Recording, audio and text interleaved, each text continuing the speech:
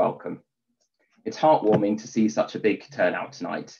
We're sorely missing in-person exhibition launches, and we're very much looking forward to welcoming you again when we can. And thankfully, it does look like the library will be able to open its doors again in the foreseeable future, at least, possibly from the 12th of April, possibly from the 17th of May. We'll certainly be keeping you updated via our newsletter and on our website. Thank you for joining us this evening for the launch of the new exhibition, Death Marches, Evidence and Memory, created by the Holocaust and Genocide Research Partnership. This is a new initiative which brings together the Wiener Holocaust Library, the Holocaust Research Institute at Royal Holloway, University of London, and the Holocaust Survivors Friendship Association, based at the Holocaust Exhibition and Learning Centre at the University of Huddersfield. I'd like to thank all of the partners for their collaboration and support. I'm sure most of you are planning to visit Death Marches, Evidence and Memory, either in Huddersfield or in London in person. But if you would like to follow up this evening's online launch by purchasing a catalogue in advance of your visit, please look out for the link in the chat about the library's new online shop, where you'd be able to order a copy of the catalogue for this exhibition. So you'll be hearing this evening from our exhibition's curators, the library's very own Dr. Christine Schmidt and Professor Dan Stone of Royal Holloway. I'm also delighted and honoured that tonight we'll be joined by Susan Pollack, MBE, renowned Holocaust educator and survivor of Auschwitz and Bergen-Belsen. With such eminent and fascinating speakers to follow, it's only proper that I should keep my remarks brief. As I said, I want to thank everyone who's been involved in bringing this important exhibition into being. Congratulations to all of you and thank you. It's really a remarkable piece of work. I'd like to extend particular thanks to the Ernest Hesh Charitable Foundation for their support of this exhibition in particular, and the HGRP initiative as a whole. I'd also like to thank the Holocaust Educational Trust for their assistance in planning this evening's launch event, and also to Imogen Dale, who's played a crucial role. In my comments about the exhibition itself, I want to start by applauding the courage of the curators in choosing this topic, and in doing so, asking us all to confront the terrible reality of the death marches. This is a topic that's difficult to comprehend, not only because of its complexity and its scale, but also because of its horror and cruelty. The sensitive approach taken in the exhibition, focusing on evidence and memory, opens up a space for us to confront that reality with honesty. I'd like to say it's possible to approach this subject unflinchingly too, but perhaps it's only too human to want to look away at times, even from things that we know to be true and necessary to confront. Therefore, I'm grateful to the curators as colleagues and as historians. All of us are, of course, indebted in turn to other historians of the death marches who have gone before them, and to future historians who will come after them.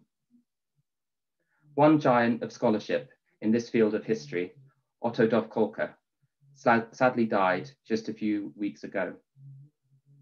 In 2013, his book, Landscapes of the Metropolis of Death, Dovkolka shared memories of his experience as a child survivor of Auschwitz and of the death march that followed. Anyone who lagged behind the column of prisoners in this march was shot.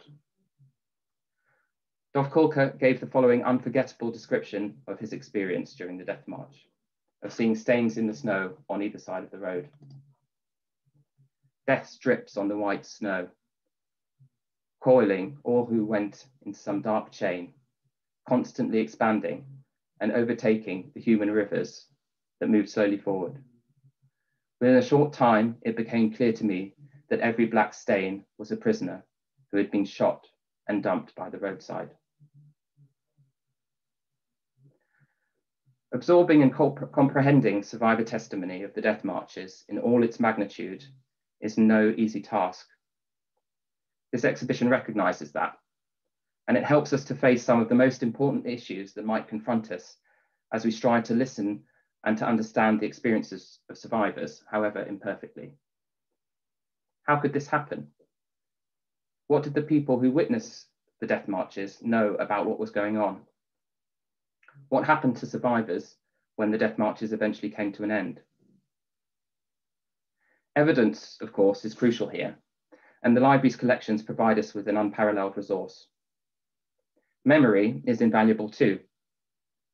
Without the slow, unpredictable, often painful or traumatic process in which personal experiences of survivors were shared with others, without that, so much would have been lost. This is not just a question of what we know about the death marches. Dov Kolka had many complex reasons that inspired his work as a historian.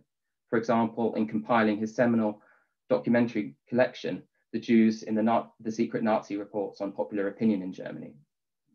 This book overturned long-held false assumptions that ordinary Germans knew very little about the fate of the Jews. It seems possible to me, at least, that this book was informed by what he already knew from his own personal experiences and memories. Our exhibition includes the following quote from Ernst Israel Bornstein, author of The Long Night. It gives us a brief glimpse into what living with the memories of the death marches might have been like for survivors. Often, when I am half asleep, I wake with a start. They frequently appear before me, grey shaven figures with sightless eyes, staring into the distance, waiting for a bullet to the head. I see how they sit at the roadside, the small dark hole at the temple, the thin, hesitant trickle of blood. I wait for them to speak, to moan, but they sit there motionless and then silently fall forwards.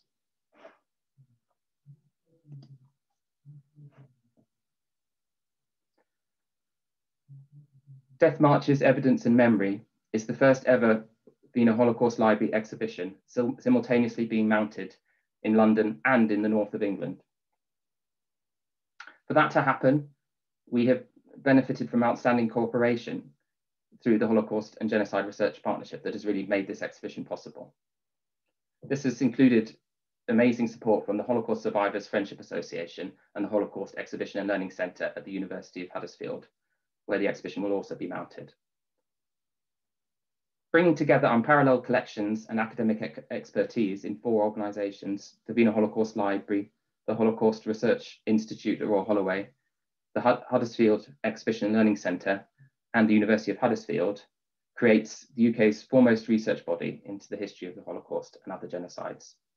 And I'm delighted that we're joined this evening by Dr. Chelsea Soundballs and Dr. Alessandro Bucci, who have been leading the northern arm of this joint enterprise. And I'm delighted that they will be joining us this evening, and we'll begin tonight's event by hearing from them.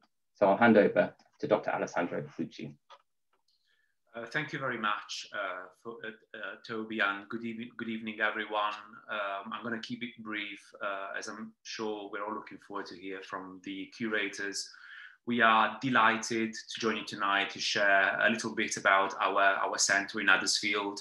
I am Dr. Alessandro Bucci, and along Dr. Chelsea Soundballs, I am a co-director of the Holocaust Exhibition and Learning Centre and the Holocaust Survivors Friendship Association in Huddersfield.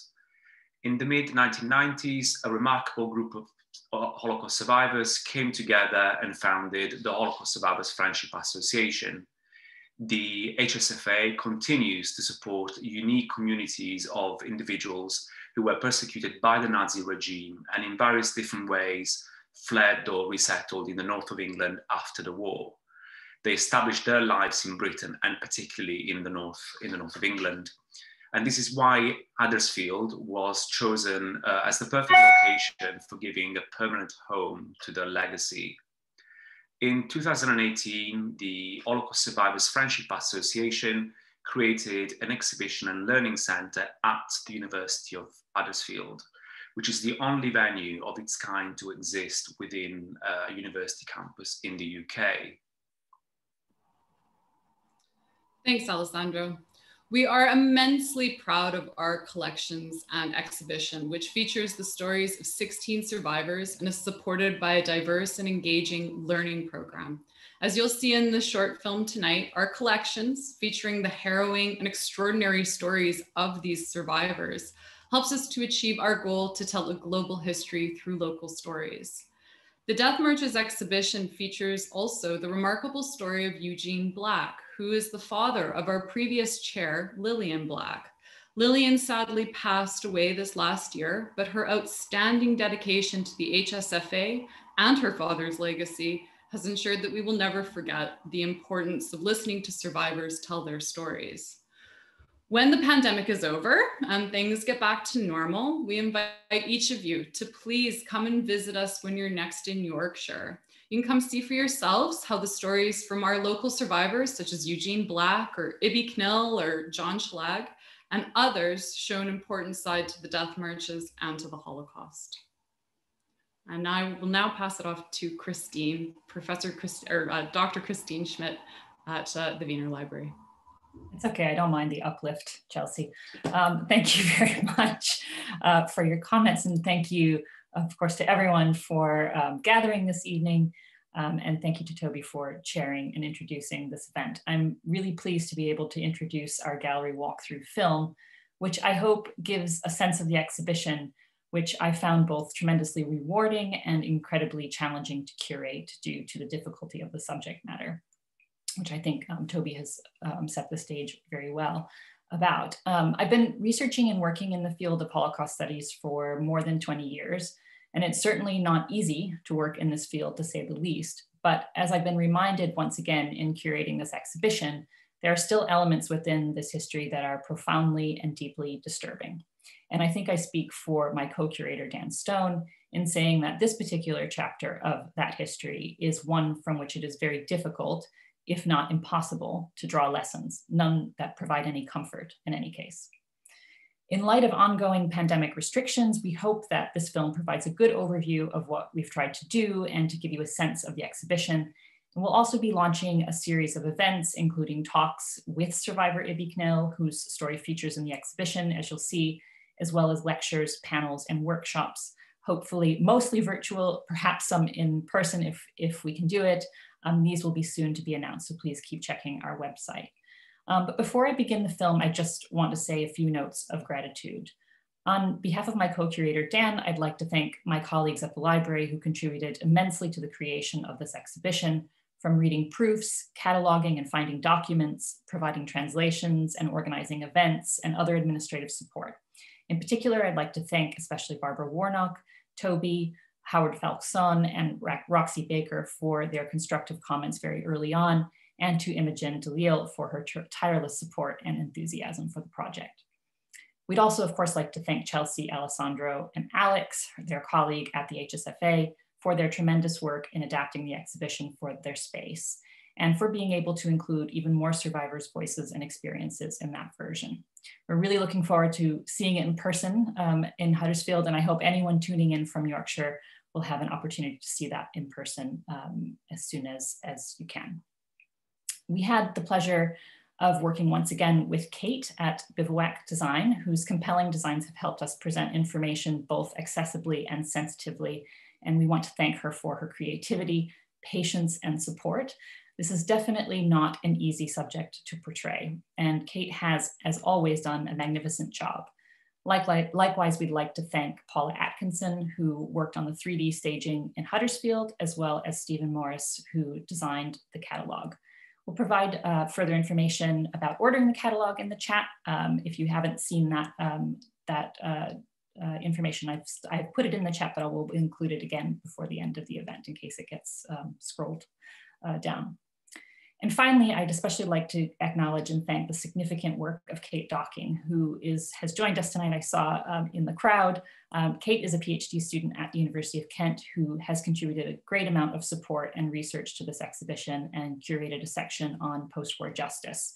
We're grateful to the Consortium for the Humanities and the Arts Southeast England, or CHASE, who made her placement at the library possible. We have a series of shorter films, which we're also going to be showing in the weeks leading up to the opening of the exhibition, and Kate will be talking in one of those films about the panel that she curated. So please be on the lookout for that. So we do hope everyone will get a chance to visit the exhibition, perhaps in May. And in the meantime, we hope that this film introduces you to its key themes. And with that, I'm going to share my screen. Hopefully it will work.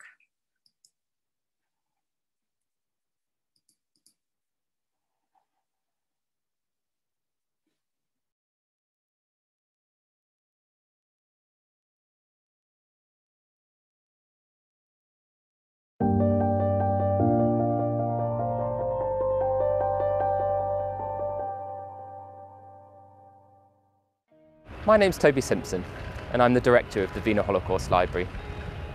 I'm very proud to be introducing this film about our next exhibition, Death Marches, Evidence and Memory. When I first came to the Wiener Holocaust Library, I was using its collections as a student. And at that time, the library only had a small display case to show its amazing collections. Today, we have a wonderful building in Russell Square, London, where there's a reading room and a dedicated exhibition space.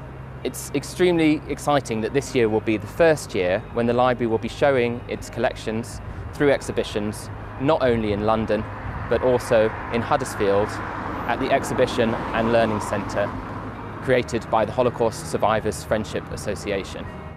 Welcome to the exhibition, Death Marches, Evidence and Memory. I'm Dan Stone, I'm Professor of Modern History and Director of the Holocaust Research Institute at Royal Holloway, University of London, and together with Dr. Christine Schmidt of the Wiener Holocaust Library, we have co-curated this exhibition. The exhibition aims to illustrate and bring to light a little known aspect of the Holocaust, that's to say the forced evacuations which the concentration camp inmates themselves called death marches, which took place at the very last stages of the war as the Allies, primarily the Red Army, were approaching the concentration camps. What we've tried to do in the exhibition is to show not only the roots of the death marches themselves, but to show how after the war the Allies responded to them in terms of confronting local civilians with the crimes committed by the Nazis, trying to bring perpetrators to justice, and to show how over the years the death marches have been commemorated. The exhibition not only tells the history of the death marches, but also how evidence was gathered after the war and how history has been written about the death marches. Okay, so we begin the exhibition with a look at an overview of the death marches and what they were, but we also include information about the types of evidence that was gathered to be able to understand what happened. And we really want to show how we know what we know about the death marches with this exhibition. So for example, we start with a story of Eugene Black, who was born Janusz Schwarz, and who was deported in 1944 from Hungary to Auschwitz-Birkenau. He was selected for forced labor in Germany and was sent to Mittelbau-Dora after being sent to Buchenwald, and then survived several death marches. And we include his story in the exhibition. And he was eventually evacuated towards Bergen-Belsen, so we include images of the liberation of Bergen-Belsen, but also maps that were hand-drawn during the investigations after the war. And we want to show that the maps are only a partial story of the death marches and the experience of the death marches. So we try to combine different types of evidence to provide a fuller history of the marches.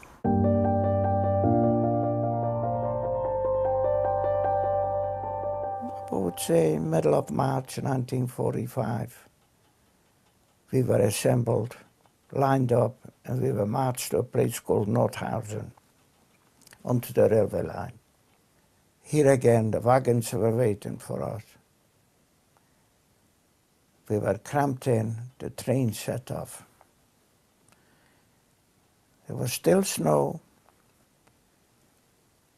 We were on that journey from one end of Germany right up to Hamburg for 7 days. Every so often, which it must have been prearranged by the SS, the train would pull up and the doors would open and we had to throw the dead bodies out. And there were fellow prisoners outside picking them up, putting it onto carts.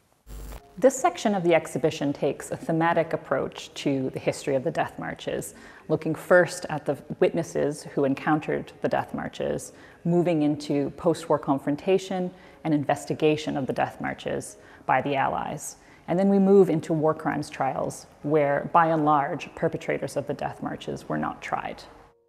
So in January 1945, there were about 714,000 concentration camp inmates, the majority of whom were forced on death marches, these forced evacuations from the camps in the face of the advance of the Red Army.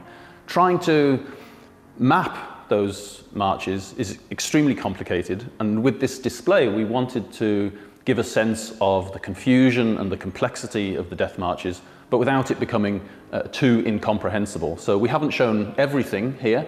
There aren't, for example, details of the marches to Bergen-Belsen, but we've chosen 4 examples from Buchenwald, Gross-Rosen, Stutthof and Auschwitz in order to demonstrate how complex these marches were. There was not a single march. There were different convoys of inmates left at different times. Sometimes the single convoys split and then rejoined again. Sometimes they were taken to a particular place, such as Mikołów or Gliwice, and then put on trains to go further west. Sometimes they marched on foot the whole way. So the aim here was simply to give a sense to viewers of the death marches as a single phenomenon, but breaking it down a little bit and to show how each individual forced evacuation was a very complex process. So in this section of the exhibition, Confrontation, we wanted to show what happened when the death marches passed through the villages and towns of Germany. So we see on the one hand how local inhabitants responded to the death marches, most of all by looking away, but occasionally trying to help. But we also see what happened later when particularly the American troops came across sites where massacres had taken place in various places across Germany. So for example, in Neuenburg, they found many bodies strewn around, and in the case and on the photos we see what happened afterwards. The American soldiers forced the local German civilians to exhume the bodies, to build coffins for them, and to prepare them for a proper burial, which was then conducted by the American soldiers. We also see here the response of some of the Jewish displaced persons, the survivors, because in the DP camps after the war, the first survivor accounts were taken, first testimonies recorded, and in this example from Munich in 1947 in Von letzten Körben, which was the journal produced in one of the Munich DP camps, we see an account of the death march from Buchenwald. So the survivors spoke when they could about the death marches and produced the first accounts which we have. So one of the things that we show here is this photograph of an American soldier standing over the bodies of victims of one of the death marches from Flossenbürg, bodies discovered at Neunburg vom Wald in Upper Bavaria. And one of the things that we debated was whether to show atrocity photographs in the exhibition or not. And so we decided, obviously, that an exhibition about death marches couldn't go ahead without using some of these kinds of photographs. But we invite visitors to the exhibition to consider the use of atrocity photographs and to think about the ethics of reproducing images of dead bodies as a tool of historical research. We have examples of early projects to record survivor testimonies and to talk about their experiences. And it's actually not true that survivors weren't speaking about their experiences after the war, and we wanted to talk about how and to show that this was not true. So we've included examples of testimonies and also images that show the physical devastation that survivors experienced on the death marches. This is an example of an account that was published in a newspaper by the Association of Persecutees of the Nazi Regime, or VBN in German. And it was an account by a political prisoner named Henri Michel, which was published in 1947. So this is the backside of an image that we show on the panel of Solomon Silverstein, who was a survivor of a death march. And he survived after being shot in the head and left for dead. And this picture was taken by the US Army Signal Corps in 1945. This group of images is a group of images of the Sepp sisters who were forced into a ghetto in 1939. And they were then sent to a subcamp of Gross-Rosen. They were evacuated on a death march, and they both survived. But this image shows Fela Sepps in May 1945 in a field hospital in Volari, and she died the day after this image was taken. So one of the things that the occupation authorities did very soon after the end of the war was to order all the new Bürgermeister, or the mayors of villages and towns across Germany, to supply them with information about where non-Germans had been killed or died in their vicinity. They had to file reports to the Allied authorities, and they also provided cemetery maps showing where non-Germans had been buried in local cemeteries. Most of them are fairly straightforward drawings, but some of them, as for example this one on the show from a cemetery in Hanover, are quite colourful and have all sorts of strange and curious details in them. This one in particular is rather gruesome, showing the smoking chimneys in the background and other curious details. So there are many of these sorts of maps in the archives. The Allies established the Central Tracing Bureau, which is the body that later became the International Tracing Service. And one of the first things it did was to send workers out into the field to retrace the steps of the death marches. And they reproduced maps such as this one of the death march from Flossenbürg, which shows in great detail where the inmates of the concentration camp passed through. And they also tried on the way through a program that they called the Graves Recheck program to try and identify dead bodies.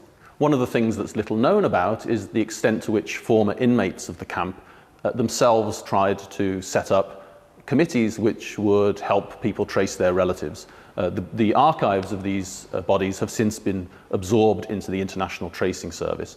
But one of the most important was set up at Dachau by a former Polish inmate called Walter Cieślik, who with a couple of other colleagues, also former inmates, established the International Information Office. And for a couple of years after the war, the records which they'd saved from the camp were crucial in assisting people find out about what had happened to their loved ones at Dachau. So this panel, we wanted to talk about ongoing research and commemoration of the death marches. And there's some really interesting examples that we wanted to show about how the death marches are commemorated, some through pilgrimages. So for example, we show a poster that was recreated by the March of the Living, wherein they recreate the death marches but try to change the meaning of the march. And you can see that there's this poster that's been created for an exhibition that they did. We also show the way historians and other researchers are conducting research on foot, recreating the paths of the death marches. So we have examples of research that's being conducted and forensic evidence that's being gathered. We also talk about the ways in which survivors themselves retraced the paths of the death marches. In the case, we show a pamphlet that was created by two French survivors of the Flossenbürg death march, wherein in 1991, they followed the path that they had actually been on in which they survived. And they took photographs of memorials and the lack of memorials along the way. And in this section, we show some of the innovative ways that historians and geographers are researching the death marches or the paths of the death marches. And this is a recognition that maps can only show us a bit of information about the paths that people took, but these representations talk about different ways to represent the experiences of people who survived on the death marches. And we close this panel with Ibi Knill's story. She was also a survivor of the death marches, and this is in recognition that it's been a fairly recent phenomenon that historians and other scholars have incorporated survivor accounts in histories of the death marches.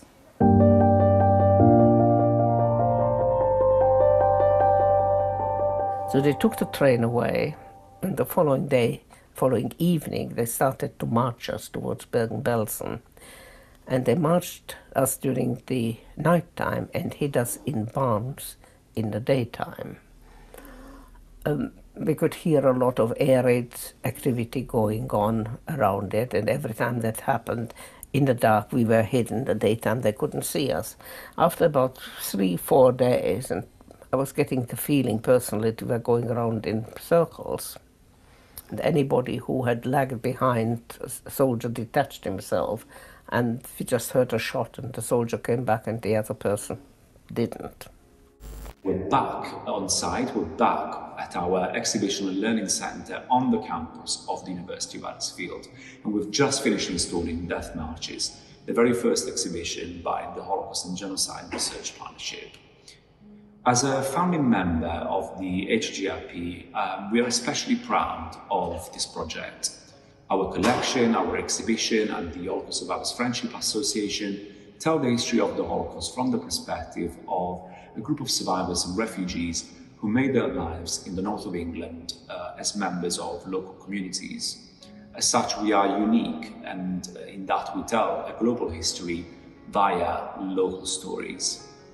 Everything that we do, from our learning program to the development of our collection, to our exhibition, to our public activities, is underpinned by the experiences of this group of survivors and refugees who founded the HSFA in the mid-90s. For them, the HSFA was a safe space where they could share their experiences of the Nazi era and after. Eugene Black, Ibi Neal, John Schillag, whose testimonies are present in this exhibition just behind me, are also three of the founding members of the HSFA. And this is why this exhibition for us feels so special. We look forward to welcoming you to the exhibition either in London or in Huddersfield as pandemic conditions permit. Thank you for watching.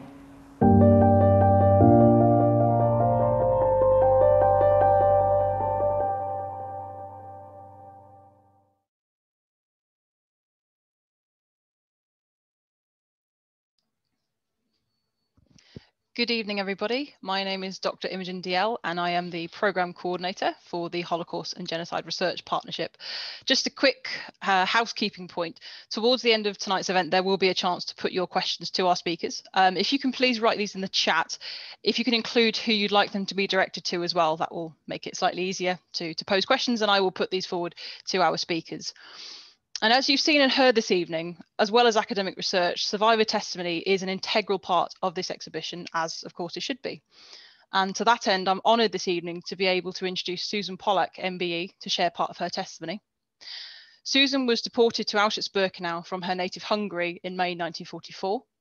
She was 13 at the time, but upon arrival was advised to give her age as 15, thus avoiding immediate selection for the gas chambers. After around 10 weeks in the camp, Susan was sent to work as a slave labourer in an armaments factory in Guben, a small town in Germany, and it was from there she was sent on a death march.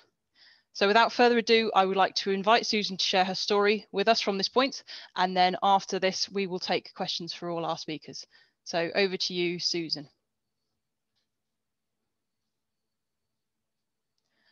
Oh, sorry, Susan, I think you're still muted.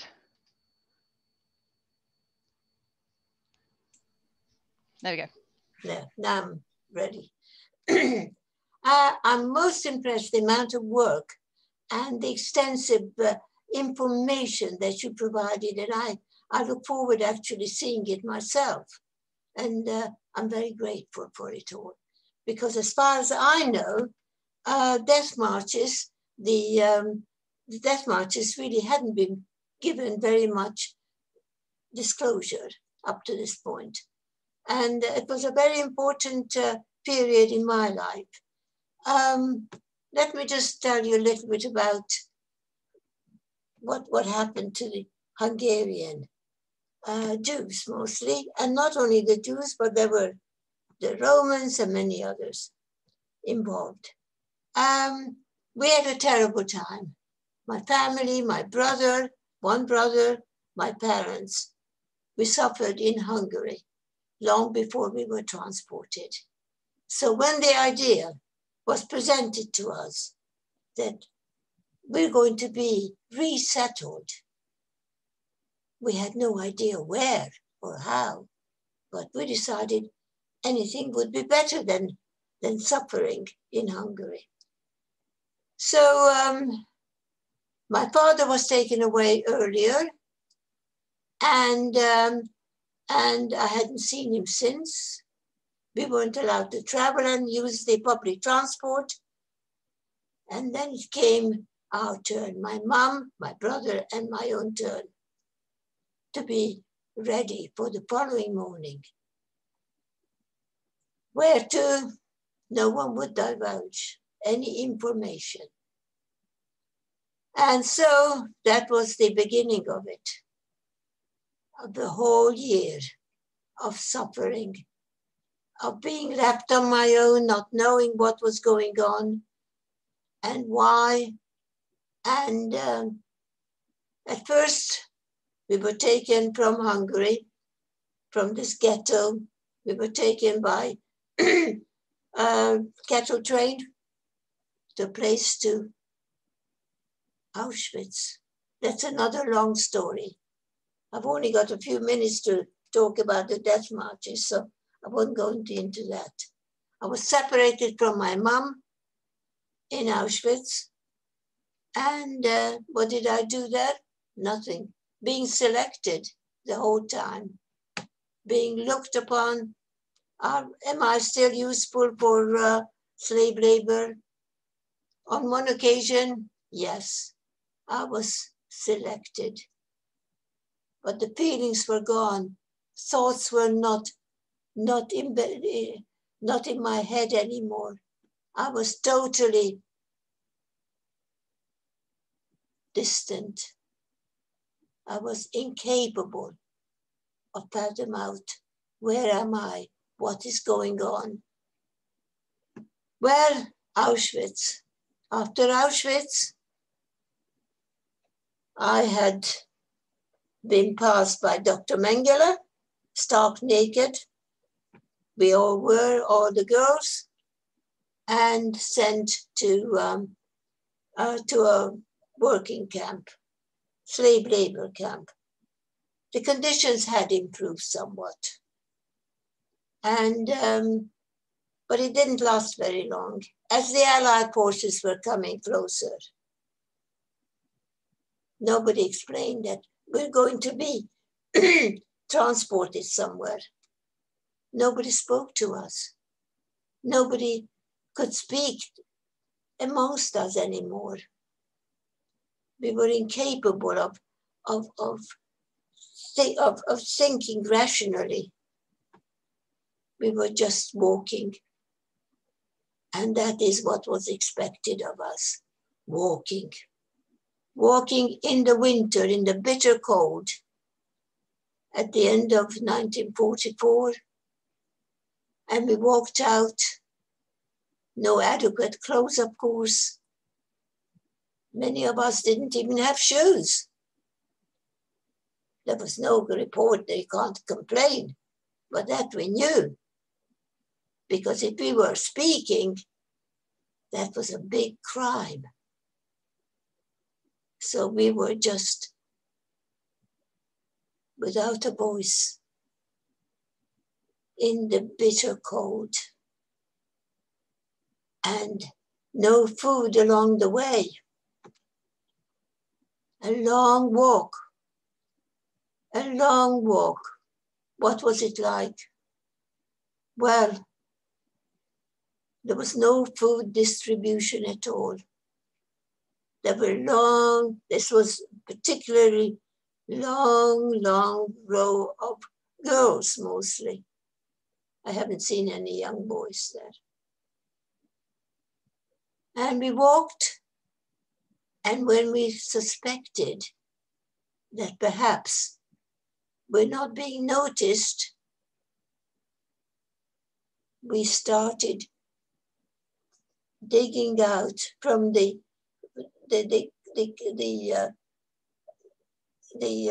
places where we had been taken, the places, the frozen fields. We never crossed any villages. We've never entered any villages. It was just frozen fields. And we were scrambling for food. Desperation was all we knew. And when we had been found to do this, hoping to find a few potatoes, raw potatoes, or other vegetables perhaps, we were shot along the way, and the bodies were left there. And that was a death march. The death march actually was at the end of our suffering. And we knew that few of us will survive, perhaps. But it didn't matter anymore. We were abandoned totally. So it went on for a long time. freezing cold weather, no adequate clothes, as I've said. Where did we sleep, if you could call it sleep? Well, when we were lucky, we found a place, or they told us to go into the barns on the farm. And that was a few times. In the majority of the time of walking, no, we slept outdoors as well. And those who could not keep up with the walk that the Nazis set up, the speed, they were shot along the way. That's a death march. Well, the Allied forces were not far, but they weren't quick enough to help us. It was just pure luck that the British army came. And I can't tell you exactly how long it took. It seemed to me interminable. We arrived in Belsen after such a long, treacherous walk. Few of us, most of us did not make it. And we did not, what was the attitude? Not that I can even say attitude, because we were just zombies. And we walked into Bergen-Belsen, a place of death. After those long, long days, it's a miracle that any of us could survive. Absolutely. I can't really tell you. I mean, there was this long, monotonous walk, endless walk, leading on to nowhere. So what was Bergen-Belsen like? Death all over. And nobody cleaned up. I was placed, and a few of us placed in a barrack. And there was no food distribution. There was no cleanliness at all. The filth, no wonder we had typhoid, everybody. Typhoid, tetanus, tuberculosis I suffered from, severe malnutrition, severe total destruction, human destruction. And the conditions were so dreadful that I had to crawl out. I was unable to walk. I crawled out, and that's where I wanted to die, unconsciously. And this British army had organized a rescue mission for those who showed a sign of life. And I felt a gentle hand lifting me up. And that was an incredible feeling that actually kindness survived after that year of such cruelty, such fearfulness, such indescribable pain. And he placed me in a small ambulance, which they organized very quickly. They took me, it was the Nazi officers' place before. They converted that to the survivors' rescue place. They cleaned us, they called in the local German women, mostly. Showed them, look at what your Führer has done. I could understand some German. look at this tragedy of so many people. So they washed us. They were made to clean us. They shaved our heads because the hair grew back within a year, of course. And gradually, the food that was given to us, sometimes it was too much. So we got sick from that too. But gradually, we started living, but not comprehending. Not that took a long time. Comprehension, trust, decency. And these were the early memories from Germany and Poland. Perhaps some of you might want to know, how can you continue living after such an event, knowing you haven't got anyone left? I had no hopes. I knew my mom was taken to the camp in Auschwitz and gassed.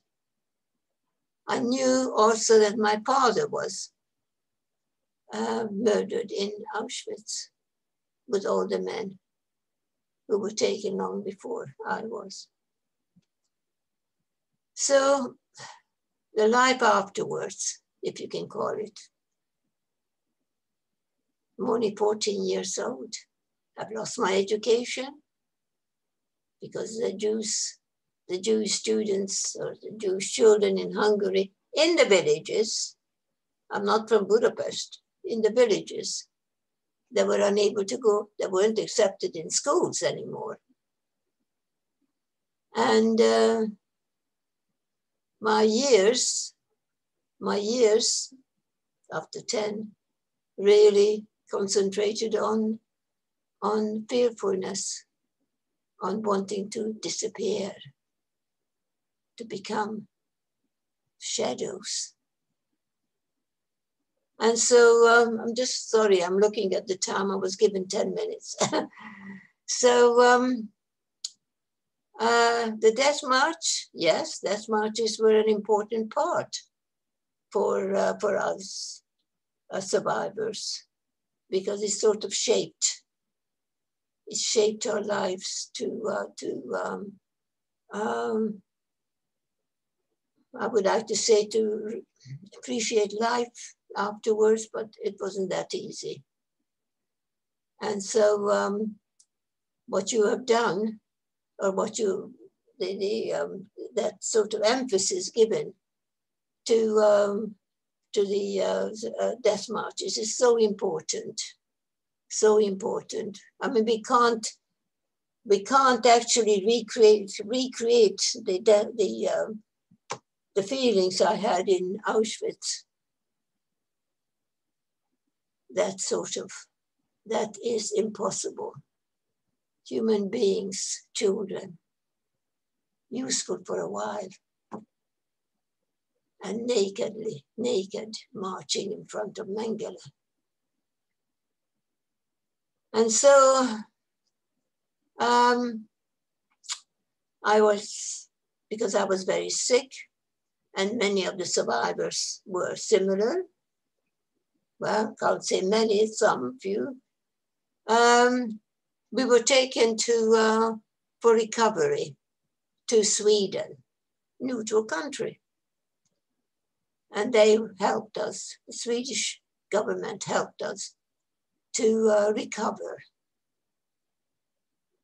And recovery consisted, I think that was a very important sort of role that it played in our lives, is we listened to music in the evening, classical music. And that gave us some feelings, moved us. I've been speaking to schools now for some 30 years, telling them about my my history, and mainly about anti-Semitism, the 10 stages of anti-Semitism that we experienced. And so I can go on, but I think I'm, 10 minutes perhaps is up soon. I'll be glad to answer any questions you might have.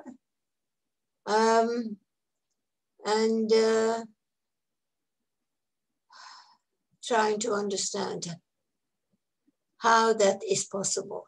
How was that possible?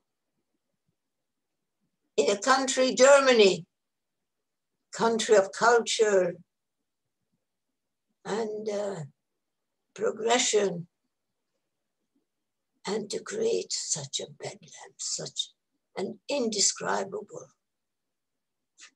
situation. And I haven't come to terms with it yet, but I'm building upon it. So do ask me, please. If I can answer, I'll be very glad to do so. Thank you so much, Susan. I'm sure we could all sit here for hours listening to your testimony. And even though we can't all be in the same room together, it nevertheless has such incredible power. And just looking at the comments in the chat, lots and lots of people saying the same thing, and really, really thank you. We do have time for a few questions. First of all, we've actually had lots of comments and lots of questions about finding information on specific death marches. So thank you to everyone who shared their personal connections to the death marches. I wonder if maybe Christine, you could comment on where people might be able to find or might start looking for information on some of these death marches. Well, I can comment on the source that we found to be the most helpful and has the most information, which is the ITS digital archive, which is now called the Errolson Archives. And there is some information about this actually accessible to you online, and I'll put the link to that archive in the chat in just a moment. We of course also have expert researchers on our staff who can help you navigate the material. Not everything is online, of course, but I can certainly provide information how to submit an inquiry to our research staff, who can help support you in your research and with your questions. We will also save this chat just to make sure that anybody who's asked us to email them afterward, we will be sure to do so. But thank you for that question. I think there was actually a specific question that Dan might be able to answer on Landeshut. Dan, did you want to jump in? Yes, I can do that. Landeshut was one of the subcamps of Gross-Rosen, and Gross-Rosen itself, which had about 100 subcamps, was one of the largest concentration camps by the end of 1944, had about 76,000 inmates, I think, altogether. So over 10% or so of the entire concentration camp population. And about 35 to 40 of those subcamps were not evacuated, but were liberated by the Red Army in May 1945, and Landeshut was one of them.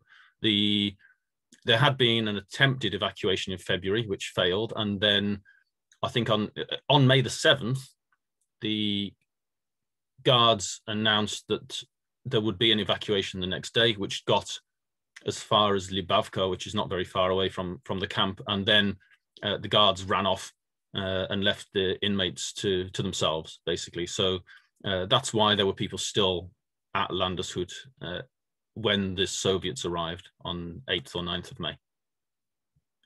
In terms of finding information, I would say the place to start for that particular subcamp is the United States Holocaust Memorial Museum's Encyclopedia of Camps and Ghettos, which you can download for free on the USHMM website. And I think in Volume 1, you'll find information about Gross-Rosen and about all of the subcamps. And that will also contain references to further places to look for more information.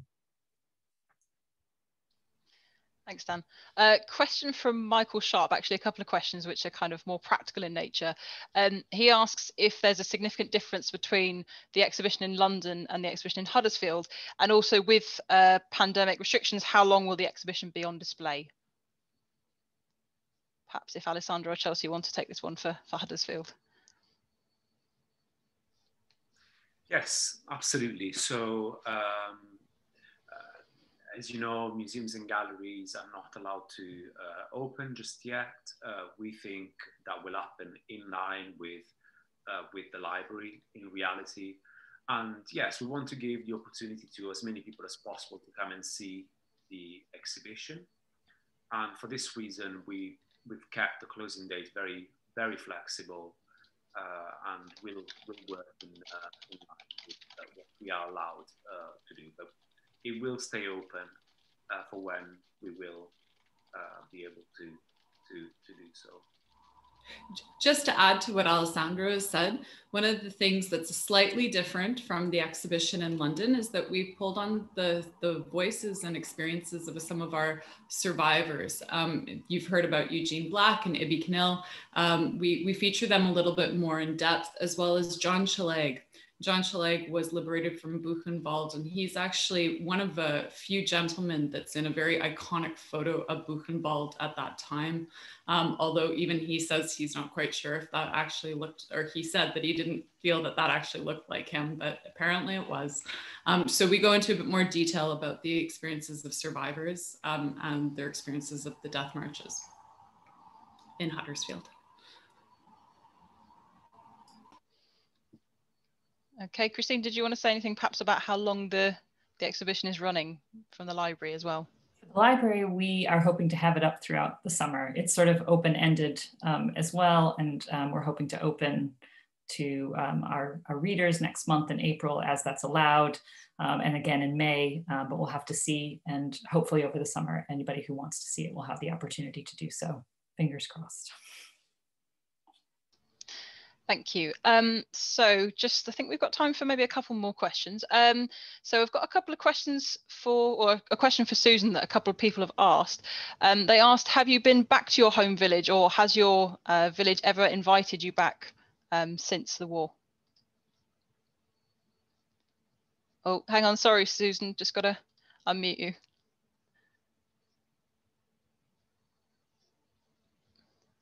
Oh, no. Sorry, Susan, if you just press the button to unmute. Unmute. There we go. Yep, we've got you. Okay, that's good. Thank you.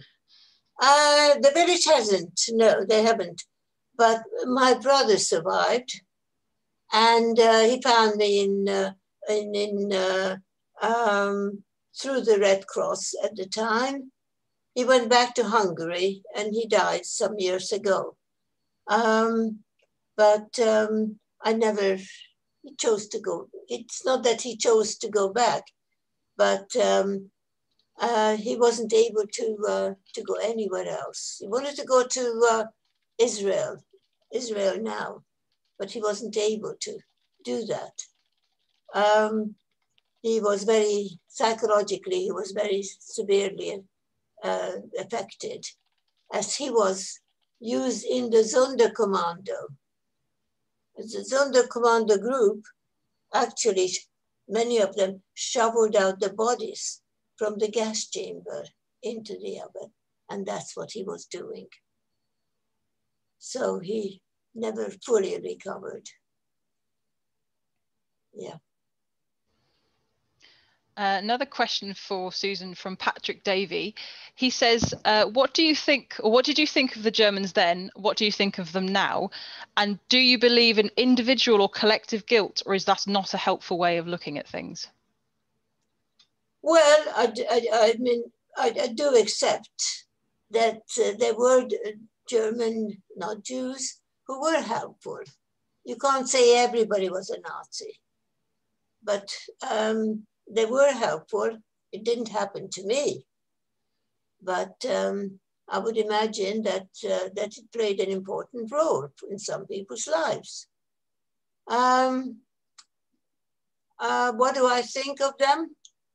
I don't forgive.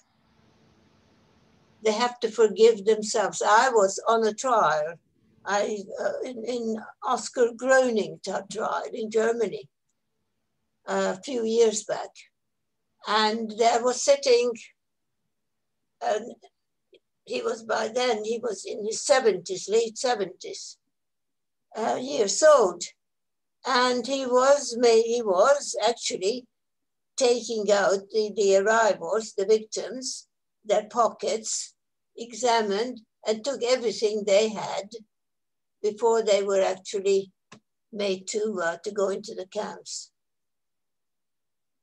He didn't know. He followed. That was his defense.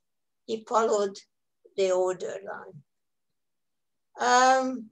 Obedience, I'm thinking, or were they, many of them, were they hoping to get a promotion? A promotion. That was their driving force, many of them. Today,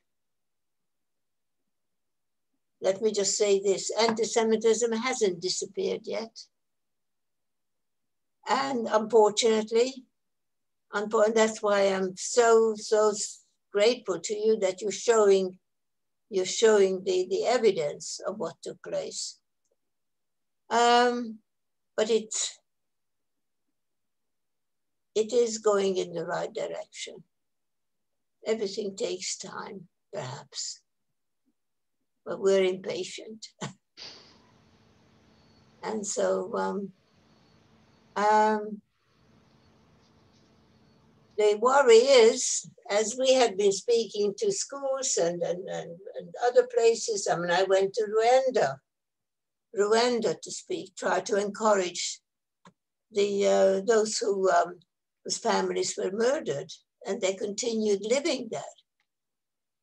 I was sent to India to give a talk, and various other places. Now that we're not in Brexit anymore, well, I was speaking there at the political gathering. I think it was in Germany. So many of us had done quite a lot, and hopefully it will go on. Just had my 90th birthday not long ago. So things are hopefully moving on in the right direction.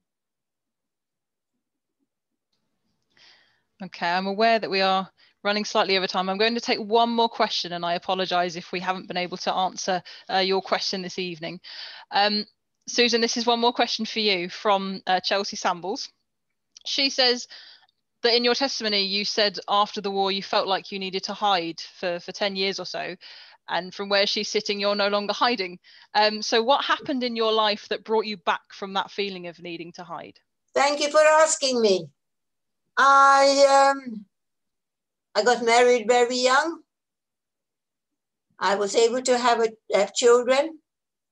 And when we managed to create a little bit of security, I became a Samaritan for many years.